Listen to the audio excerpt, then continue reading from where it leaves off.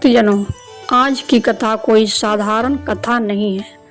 यह है उस माँ की लीला जिनके गोद में विराजमान है देवताओं के सेनापति बाल स्कंद। माँ जो सिंह पर सवार होकर स्वयं युद्ध भूमि में उतरी और जिन्होंने अपने करुणा भरे मुख से, अपने तेजस्वी नेत्रों से संपूर्ण संसार का अंधकार मिटा दिया। परंतु इस कथा में छुपा है एक रहस्य, एक ऐसा रहस्य जिसे यदि आपने पूरी श्रद्धा से अंत तक सुना तो आपके जीवन से हर विघ्न, हर रोग, हर दुख स्वतः ही दूर हो जाएगा। लेकिन यदि कथा अधूरी छोड़ दी तो यह वैसा ही होगा जैसे दीपक को आधा जलाकर बुझा देना। इसलिए मैं आपको निवेदन करता हूँ, इस कथा को पूरा सुनिए, तभी माँ स्कंद माता का आशीर्वाद आपके जीवन में पूर्ण होगा।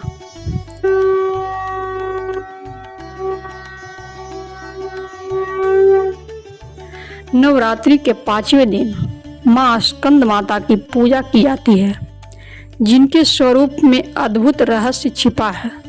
माँ की 4 भुजाएं, एक हाथ में कमल, दूसरे में वर मुद्रा, तीसरे में कमल पुष्प और चौथे हाथ से वे अपने पुत्र स्कंद को गोद में धारण किए रहती है। माँ का वाहन सिंह जो साहस और शक्ति का प्रतीक है। उनका मुखमंडल चंद्रमा सा शीतल है, परंतु उनकी आभा सूर्य के समान तेजस्वी। उनकी उपस्थिति मात्र से दुखों का नाश हो जाता है। माँ स्कंद माता को कमलासन भी कहा जाता है, क्योंकि वे कमल पर विराजमान रहती है। उनके चरणों में बैठकर भक्त को ऐसा सुख मिलता है मानो संसार के सारे दुख समाप्त हो गए हो। यही माँ है जो अपने भक्त को न केवल सांसारिक सुख देती है बल्कि मुक्ति का मार्ग भी प्रशस्त करती है। बहुत समय पहले असुर तारकासुर ने तीनों लोकों में उत्पात मचा रखा था। उसकी गर्जना से आकाश थर्रा उठता। वह कहता, देवताओं, अब तुम्हारा युग समाप्त हो चुका है। तीनों लोकों का अधिपति मैं हूँ। उसने तपस्या करके ब्रह्मा जी से वरदान पाया था, मेरा वध केवल भगवान शिव के पुत्र के हाथों से ही हो। यह सुनकर देवता निराश हो गए, क्योंकि शिव को विरक्त योगी थे। यह सुनकर देवता निराश हो गए, क्योंकि शिव तो विरक्त योगी थे, विवाह की संभावना न थी। देवता बार बार प्रार्थना करते, हे महादेव, हमें बचाइए, परंतु भोलेनाथ समाधि में लीन थे। तारकासुर का अत्याचार बढ़ता ही गया। ऋषि मुनि यज्ञ नहीं कर पा रहे थे। पृथ्वी पर अधर्म का अंधकार छा गया। उसी समय पर्वतराज हिमालय की पुत्री पार्वती ने ठाना कि वे शिव को अपने पति के रूप में प्राप्त करेगी। उन्होंने कठिन तप किया, कभी निर्जल रहकर, कभी फलाहार कर, कभी धूप ताप में खड़े होकर। वर्षों तक निरंतर साधना की। वन के पशु पक्षी भी उनकी तपस्या देखकर मौन हो जाते। उनके मन में एक ही संकल्प था, यदि शिव मेरे पति होंगे तो उनका पुत्र ही इस संसार को तारकासुर से मुक्त करेगा। अंततः महादेव उनकी भक्ति और समर्पण से प्रसन्न हुए, विवाह का वचन दिया और हुआ वह दिव्य विवाह, जिसमें देवता, गंधर्व, अप्सराएं सब सम्मिलित हुए। उस विवाह के पश्चात संपूर्ण ब्रह्मांड में मंगल की ध्वनि गूंज उठी। कुछ समय पश्चात देवी ने एक दिव्य पुत्र को जन्म दिया।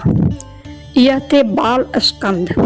तेजस्वी मुख, कमल की भांति नेत्र और बाल्य अवस्था में ही अद्भुत शक्ति।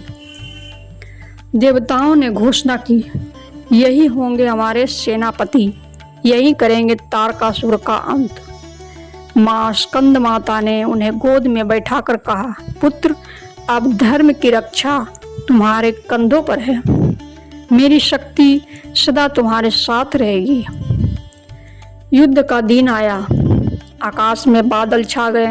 तारकासुर हंसते हुए बोला, कौन है जो मेरा सामना करेगा? कौन है जो मेरा सामना करेगा? तभी माँ स्कंद माता सिंह पर सवार होकर प्रकट हुई। उनकी आंखों से तेज निकल रहा था। बाल स्कंद उनके गोद में बैठे थे, परंतु मुख पर अडिग निर्भयता थी। 3 दिनों तक भयंकर संग्राम हुआ। पहले दिन असुरों ने देवताओं को पीछे धकेला।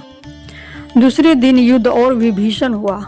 तीसरे दिन माँ के आशीर्वाद से बाल स्कंद ने अपने दिव्य अस्त्रों से तारकासुर को परास्त कर दिया। धरती डोल उठी, आकाश गूंज उठा। जय हो माँ स्कंद माता, जय हो बाल स्कंद। माँ का वरदान। युद्ध के बाद देवताओं ने माँ की स्तुति की। हे माँ, आप ही ने संसार को बचाया, आप ही ने धर्म की रक्षा की। माँ ने आशीर्वाद दिया, जो भी भक्त श्रद्धा से मेरी पूजा करेगा उसकी बुद्धि निर्मल होगी, उसे सौभाग्य, समृद्धि और मोक्ष का वरदान मिलेगा। भक्तजनों, अब सुनिए माँ स्कंद माता की पूजा विधि। प्रातः स्नान कर पीले वस्त्र धारण करें। पूजा स्थल को गंगा जल से शुद्ध करें। माँ की प्रतिमा या छिद्र कमल पर स्थापित करें। धूप, दीप और पुष्प अर्पित करें। माँ को विशेष प्रिय है दूध, केले और कमल पुष्प, अतः भोग में इन्हें अवश्य चढ़ाएं।